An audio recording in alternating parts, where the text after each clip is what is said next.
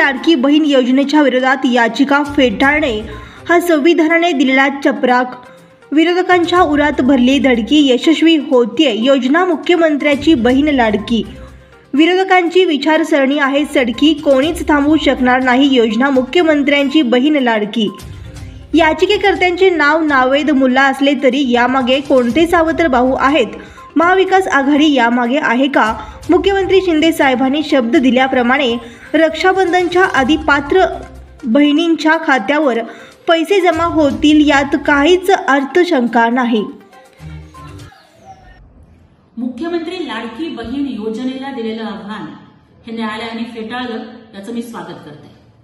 मला वाटतं की भारतीय संविधानानं ही दिलेली चपराक आहे सावत्र भावांना. बहिणींना काहीतरी मिळणार म्हणलं की हे सावत्र भाऊ पुढे आले. नावेद मुल्ला हे जरी याचिकाकर्त्याचं नाव असलं तरी सुद्धा याच्या पाठीमागे नक्की कुठले सावत्र भाऊ आहेत की जे कोर्टात या योजनेच्या विरोधात गेले? महाविकास आघाडीचा याच्या पाठीमागे काही हात आहे का?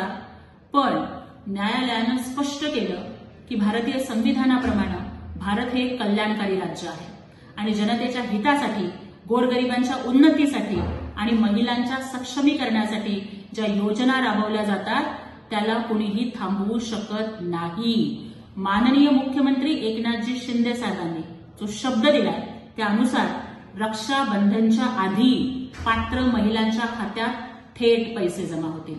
हे फक्त पैसे नाहीयेत तर ही भावाची आपल्या बहिणींना दिलेली ओवाळणी आहे. आणि विरोधकांनी आता लक्षात ठेवावं की विरोधकांच्या उरात आता भरली आहे धडकी. विरोधकांच्या उरात भरली आहे धडकी कारण यशस्वी होतीये योजना मुख्यमंत्र्यांची बहीण लाडकी. विरोधकांची विचारसरणी आहे सडकी, पण कुणीच थांबवू शकणार नाही मुख्यमंत्र्यांची बहीण लाडकी. बंधुप्रेम न्यूज चॅनलला लाईक, सबस्क्राईब व बेल आयकॉन दाबायला विसरू नका. धन्यवाद.